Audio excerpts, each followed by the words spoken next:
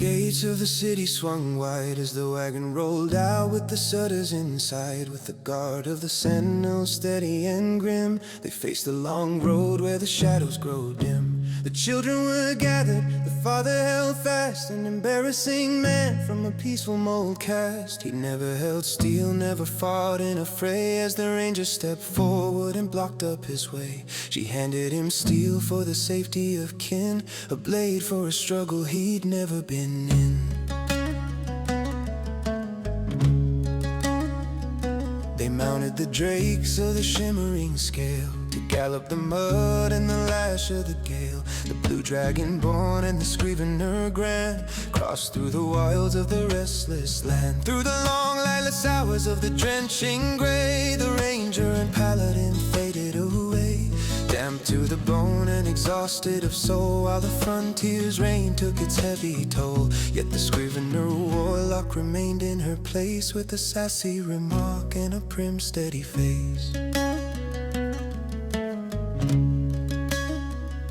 A cry rang out from the hollow of roots, beneath the wet tread of the traveler's boots.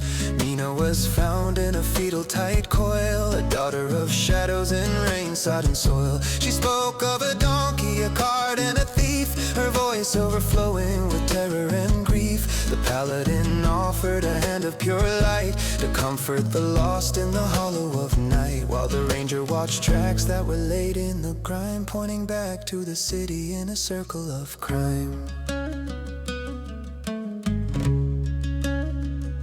They spotted a scuffle, a mess in the glade, where tracks of 6 men in the mud were displayed. But with Mina among them, they didn't turn back, leaving the mystery cold on the track. They wouldn't risk harm to a girl in their care, though suspicion was heavy and thick in the air. The warlock observed with a sharp, savvy eye, finding the holes where the secrets might lie, as they pushed through the night with a desperate stride, with a stranger who rode with the party inside.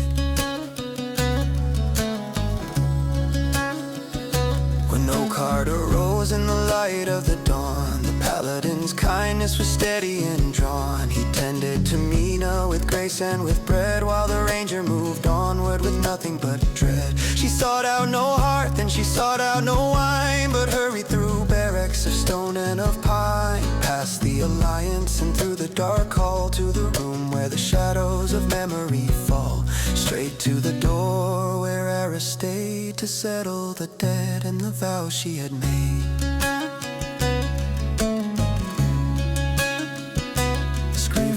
Watched with a sharp knowing eye as mysterious ranger prepared for goodbye, eager to finish the work she had signed and leave the long road of the party behind. For the contract was calling, the debt must be paid before she returns to the forest and shade. The song of the party is a melody brief, written in iron and the fall of the leaf.